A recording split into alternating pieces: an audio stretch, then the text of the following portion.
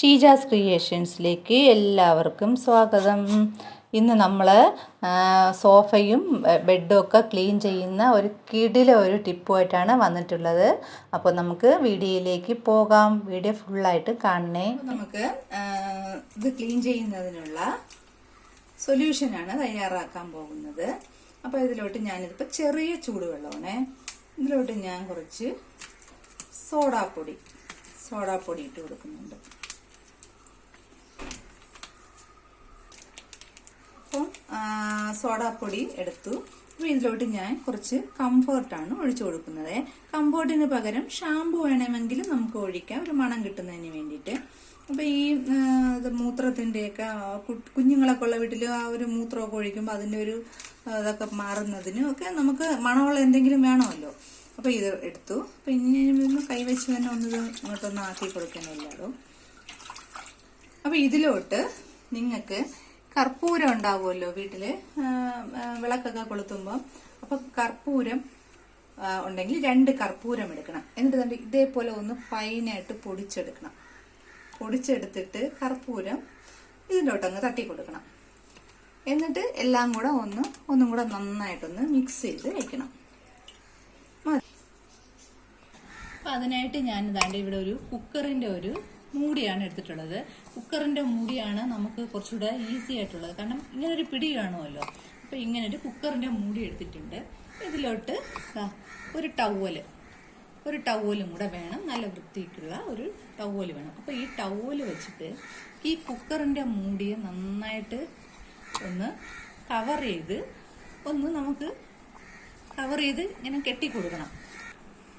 അപ്പൊ ഞാൻ ഇതുപോലെ ഒന്ന് കെട്ടി കൊടുത്തിട്ടുണ്ട്, കണ്ടല്ലോ. അപ്പൊ ഇവിടെ നമുക്ക് പിടിക്കുകയും ചെയ്യാം.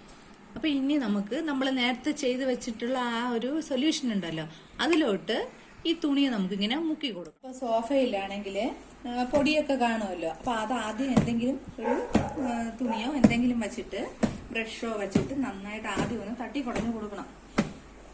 അപ്പൊ ഇതിപ്പം പിള്ളേരൊക്കെ ചവിട്ടി കയറുന്നതുകൊണ്ട് എന്തായാലും മണ്ണും പൊടിയും കാണാതിരിക്കുന്നില്ല, പിള്ളേരുള്ള വീടെങ്കിൽ.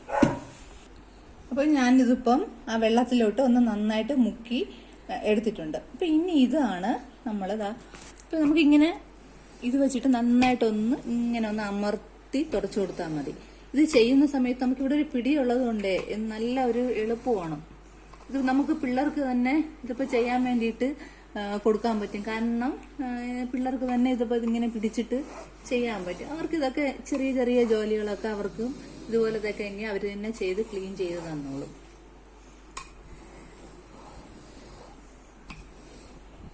അപ്പൊ ഇതിപ്പം ഇതുപോലെ നന്നായിട്ട് ഇങ്ങനെ ഒന്ന് ചെയ്ത് കൊടുത്താൽ മതി.